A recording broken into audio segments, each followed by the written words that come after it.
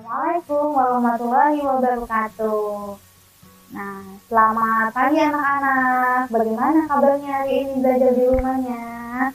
Nah, sekarang kita akan menerangkan tentang pembelajaran budi pekerti. Di sini ada, kamu bisa buka ya bukunya di bab pertama yang berjudul sosialisasi dengan teman sebaya. Nah, di sosialisasi dengan teman sebaya, di sini ada dibagi beberapa macam. Yang pertama yaitu pengertian teman. Nah, apa itu pengertian teman? Nah, kalian mungkin tahu ya, aku temannya berteman dengan siapa. Nah, teman itu bisa ditemukan di mana saja ya, Kak. Ada yang di rumah, di masyarakat, di sekolah, dimanapun kamu berada, teman itu yang senantiasa bersama kita, baik dalam bergaul, baik dalam perbuatan atau perkataan, selalu bersama-sama sama kita. Nah, di sini ada pengertian teman, yaitu orang yang senantiasa bersama-sama dengan kita dalam kehidupan sehari-hari. Nah, di sini juga ada yang tadi dibilang, teman bisa dijumpai di sekolah, di rumah. Nah, teman juga ada yang berjenis kelamin perempuan dan ada yang berjenis kelamin laki-laki. Nah, itu yang pertama, bentuk pertama itu bergaul dengan teman. Nah, cara bergaul dengan teman itu bermacam-macam ya, Kak. Nah, di sini ada contoh gambar bergaul dengan teman. Nah, gambar yang pertama yaitu seorang kakak dan adiknya. Seorang kakak lagi mengajarin adiknya bagaimana cara ngajarin yang baik, biar adiknya bisa lebih baik lagi. Terus ada lagi gambar yang kedua, yaitu anak lagi bermain sepeda berboncengan, ya itu bersama temannya. Itu dilakukan bisa di taman bermain, ya yang penting jangan di jalan raya ya. Nah, terus ada lagi, ini yang ada lagi kerja bakti.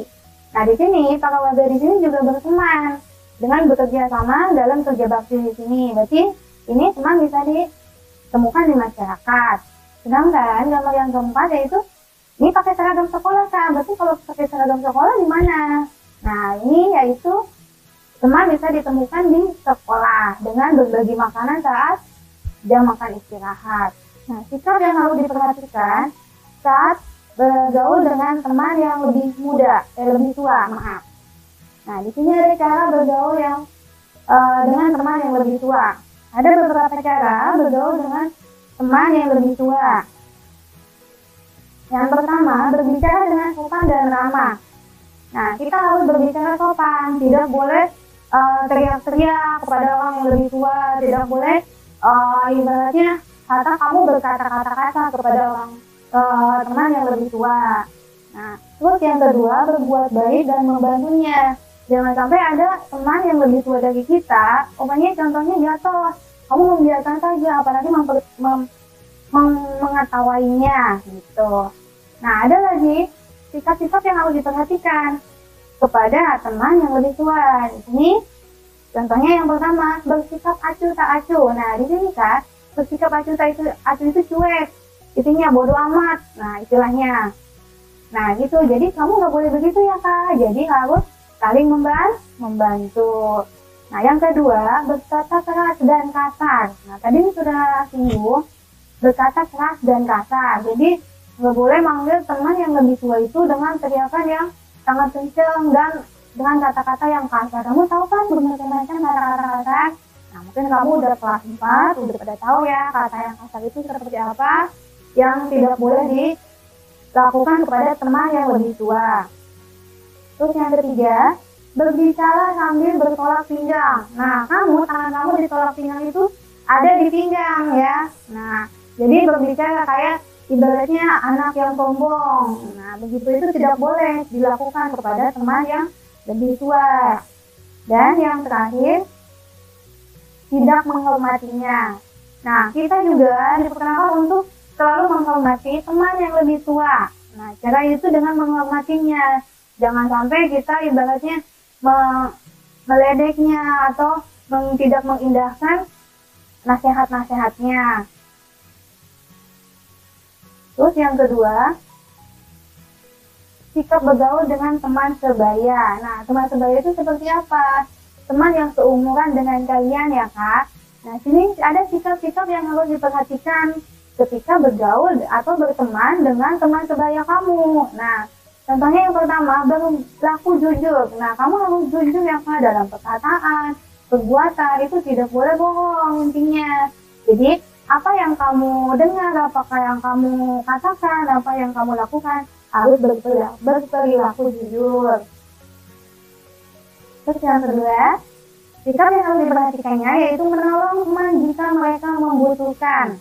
Nah, jika mereka membutuhkan, kita harus menolong. Tapi kalau mereka tidak membutuhkan, ya tidak apa-apa. Berarti mereka tidak membutuhkan pertolongan kita. Nggak usah memaksa ya Kak.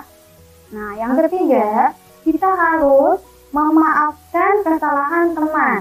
Jadi, seberapa besar pun kesalahan teman, kita harus bisa memaafkannya. Walaupun enggak, dia yang salah nih, itu bukan salah aku, tetap berarti kita harus bisa memaafkan kesalahan teman kita ya Kak.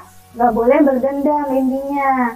Nah, terus yang keempat, saling menghormati dan menghargai. Nah, ini sama halnya. Kalau kita pengen dihormati atau dihargai dengan oleh teman lain, berarti kamu juga harus belajar dari diri sendiri. Harus menghormati dulu diri kamu sendiri, baru bisa menghormati orang lain. Nah, disitulah pembelajarannya. Selalu menghormati dan menghargai orang lain. Terus yang terakhir, tidak sombong dan tidak pelit. Intinya, jika kamu mempunyai makanan atau snack, bisa berbagi ke teman. Jika kamu dapat nilai 100, tidak boleh sombong, tidak boleh menyepelekan teman-teman. Jangan meledek, jangan karena teman nilainya di bawah kamu meledek sampai temannya nangis. Nah, itu tidak boleh. Hal yang tidak boleh dicerminkan dalam sikap bergaul dengan teman sebaya ya. Nah, terus ada lagi. Di sini ada gambarnya nih Kak. Ada contoh gambar tentang sikap yang harus kita perhatikan saat kita bergaul dengan teman sebaya. Nah, contohnya menolong teman saat dia jatuh dari sepeda. Terus yang kedua, yaitu contohnya dengan memaafkan kesalahan teman. Nah, itu contoh gambarnya ya Kak. Nah, sekarang yang harus dihindari, yang harus dihindari saat kita bergaul dengan teman, yaitu dapat merusak pertemanan. Nah, yang pertama, menyakiti perasaan teman. Bagaimana itu menyakiti perasaan teman? Baik perkataan, perbuatan, itu ibaratnya kayak hinaan, ejekan. Kayak dia kan ibaratnya anaknya nilainya nggak besar ya, tidak bisa mengerjakannya, tidak bisa lari. Nah, kamu meledeknya dengan kata-kata yang tidak baik. Nah, itu tidak boleh menyakitinya. Nah, itu sama saja kamu menyakiti hati teman tersebut. Karena Allah menciptakan kita itu dengan berbagai macam kekurangan dan kelebihan. Nah, tapi jika kamu menyakiti perasaannya dia, perkataan dia, atau dengan perbuatan, berarti kamu juga sama dengan halnya kamu menghina ciptaan. Ya, pintar. Nah, terus yang kedua, menghina dan memandang rendah teman kita. Nah, ini sama dengan halnya dengan mengejek ya, mengejek teman kita. Jadi merasa kita yang paling baik, padahal belum tentu, karena kan kita pasti ada kekurangan ya kan. Nah, supaya kita bisa dalam matematika, belum tentu kita bisa dalam bahasa Indonesia dan lain sebagainya. Jadi kita tidak boleh memandang rendah teman ya kan. Terus yang ketiga, berkata bohong kepada teman. Nah, apalagi ini berkata bohong. Berarti kita tidak boleh berbohong kepada teman kita ya Kak, apalagi dalam perkataan. Nah, terus di sini, nah ada contohnya hal yang harus dihindari yang akan merusak pertemanan. Di sini ada contoh gambarnya. Jadi anaknya yang tadinya menghina atau merendahkan temannya itu bisa menimbulkan pertengkaran dengan adanya perkelahian atau berantem dan lain sebagainya ya Kak. Nah, di sini ada yang ketiga, yaitu sikap bergaul kepada teman yang lebih tua. Nah, di sini cara bergaul kepada teman yang lebih muda. Yaitu yang pertama, cara-cara bergaulnya ada banyak. Yang pertama, berbicara kepada teman dengan sopan.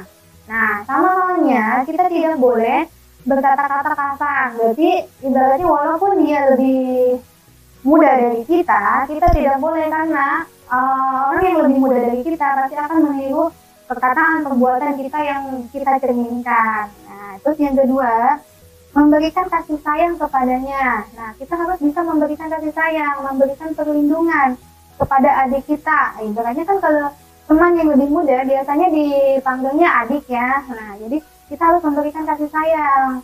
Tapi jangan salah kasih sayang ya. Jika adanya salah juga kita harus bisa menegurnya dengan baik gitu.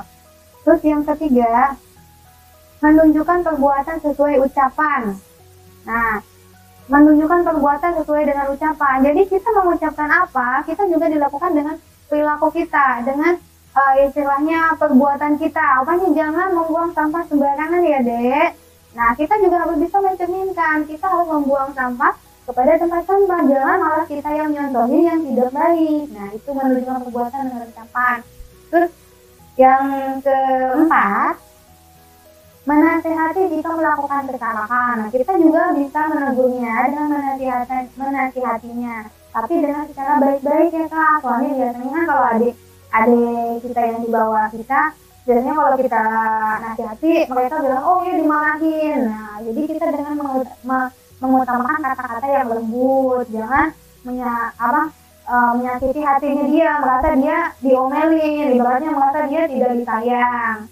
Nah, terus yang kelima, memberikan bimbingan yang benar. Nah, jika kita menasihati, berarti kita kan ada bimbingannya nih. Harusnya begini deh, tidak boleh begitu.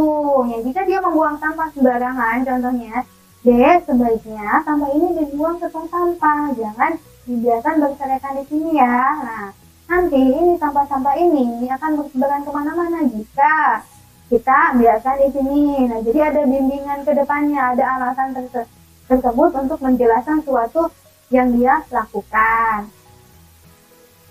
Terus yang keenam, menolong dalam kesulitan. Nah, kita ibaratnya mau sebisa kita menolong jika dia melakukan dalam kesulitan, berada dalam kesulitan. Nah, contohnya kita tidak bisa mengerjakan atau menggambar sesuatu. Nah, jadi seorang kakak seenggaknya harus menunjukkan cermin yang ibaratnya bisa lah, padahal kita kan belum tahu ya kita bisa apa enggak, tapi kita harus mencerminkan kepada adik kita kalau kita bisa nih menolong dia, biar dia ibaratnya yang tenang dulu. Ayo deh kita bantu kakak, bantuin bikin mobil-mobilan, kakak bantuin yuk bikin gambar boneka lah apalah gitu ya deh ya. Jadi kita harus bisa menolong dalam kesulitan adik yang ibaratnya teman yang lebih muda dari kita. Terus yang terakhir, harus sabar. Nah, di sini kita harus sabar dalam membimbingnya. Ya walaupun dia ibaratnya kan adik kita biasanya kadang bikin kesal kita, bikin bodoh kita. Nah, kita harus sabar. Walaupun begitu dia adik sendiri kita ya Kak. Walaupun itu kan bukan adik kandung saya. Nah, itu kan cuma adik kelas saya. Nah, walaupun adik kelas mau adik kandung, kita harus sabar menghadapi teman yang lebih muda dari kita. Nah, tetap saja mereka kan belum tahu mana yang baik, mana yang benar. Sebagai kakak, ibaratnya mau di sekolah, mau di rumah, kita harus bisa menunjukkan sikap sabar kita kepada adik kita. Nah, sekian pertemuan kali ini. Mungkin kalian bisa mengerjakan halaman 6 ya. Nah, wassalamualaikum warahmatullahi wabarakatuh.